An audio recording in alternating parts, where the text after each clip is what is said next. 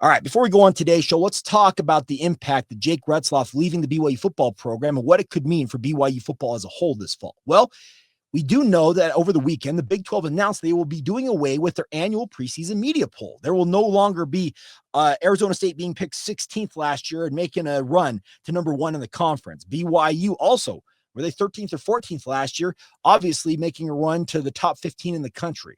They're doing away with that. So, what the perception is of BYU will be to everybody's discretion. Now, I understand it. I'll just lift the lid on this, that we at the Locked On Podcast Network, our Locked On Big 12 squad, we are going to be doing our own preseason poll.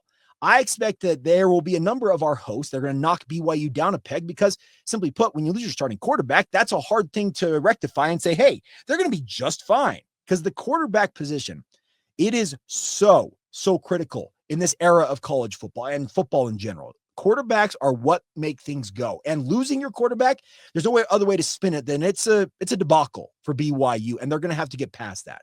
Now, saying that, I also am very confident in BYU being able to absorb this loss better than other programs would be able to, because as many of you love to point out, Jake Retzlaff's QB rating, his overall statistics, while they were important in certain games, they're also horrific and hurt BYU in other games. For his entire career, he threw for a shade under 3,600 yards, had a completion percentage a shade under 56%, 55.9%, if I'm being accurate here. He had 23 touchdowns against 15 interceptions. That touchdown to interception ratio, that is not what you want to see. You want to see 2-1 at worst if you want a top shelf quarterback, and 3-1 would be ideal. That's closer to 1-1, and that's not good enough.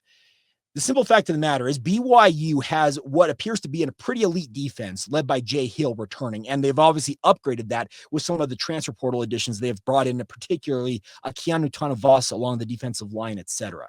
The defense for BYU should be capable of holding opponents down, and if BYU can lean on what appears to be, I think, a pretty strong running game, I think the two-headed monster of LJ Martin as well as Sione Aimoa, I think those two at running back for BYU, guess what? Get ready, boys. Strap those pads tight, because the best friend of an unproven quarterback is a strong running game. BYU's offensive line, led by guys like Waylon Lapuaho and Bruce Mitchell, they're going to have to shoulder the load and be that tip of the spear. Everybody on the BYU football program is going to have to elevate their game just a little bit to make sure that whoever ends up as QB1 for BYU doesn't hurt or bring them down, doesn't be the downfall of this program. I really like the wide receiving core for BYU. Chase Roberts is poised for a monster senior year, and it's got to be disappointing for him, knowing the relationship he's had with Jake Retzlaff. It's got to be disappointing, I think, for him to think, man, I got to work with a new QB all of a sudden, and that's got to be across the board for any of the wide receivers. JoJo Phillips, I already mentioned Tiger Bachmeier earlier on as a transfer into this program. At tight end, Carson Ryan, he didn't come to BYU for musical chairs at quarterback like he endured last year at Utah, but that's what it appears it's going to be at BYU. I believe, and I'll go on the record here, and people can lambaste me if I'm wrong about this. I don't care. But I believe that BYU is better suited than a lot of programs just due to the structure of this program, the way the roster is constructed right now, and the overall depth and talent that returns outside of the quarterback position to absorb that loss, and I think not have it absolutely cripple them. I thought the ceiling with Jake Retzlaff this year at quarterback for BYU was probably 10-2. I thought that a run towards the Big 12 title game absolutely was in the cards for BYU with him under center.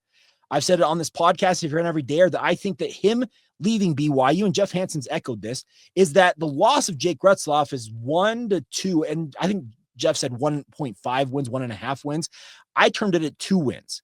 So does that take BYU ceiling in my mind from 10-2 to 8-4? Yeah, that's probably where it stands, but 8-4, I think, would be very respectable, especially considering if you have a quarterback like a McKay Hillstead or a Bear Bachmeier who emerges as the future of the BYU football program. That would be, I think, the best case scenario. Could things crater? Could this team fall apart and obviously factionalize itself and have guys taking the side of Jake Retzlaff and other guys saying, hey, let's move on from it? Yeah, that could happen. And maybe 6-6 at that point is the best case scenario. But I think the biggest thing this program can do, and I'm talking about the leadership of this program, and that comes from the players themselves, is they have to rally around one another. They have to say, hey, we understand that Jake is gone, and that's a hit, but we cannot allow it to have our season fall apart because we fall apart mentally because our quarterback is gone. The leadership of this program has to step to the forefront and be vocal about it and say, guys, focus on the task at hand. Control what you can control. I'm speaking of from the player's perspective, we can't control that Jake left the program. We can't control that he decided to go elsewhere and maybe is playing for Notre Dame or another university. We cannot control that. What we can control is doing our jobs and going out there playing the best darn football we possibly can play and see where the chips fall.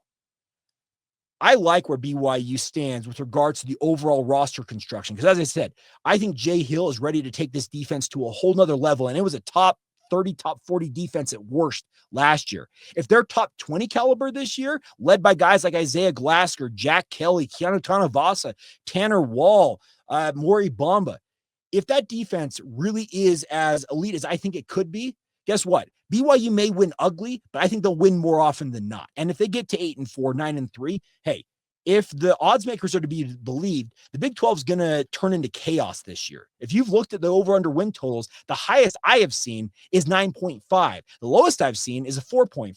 That they think that this league is going to cannibalize itself. And heck, maybe you do find yourself, if you can grind out the right amount of wins, that you find yourself in the mix for the Big 12 title game, despite everything going on. Now, that's pie in the sky type stuff. I get that. Once again, fan fiction, me trying to paint a rosy picture.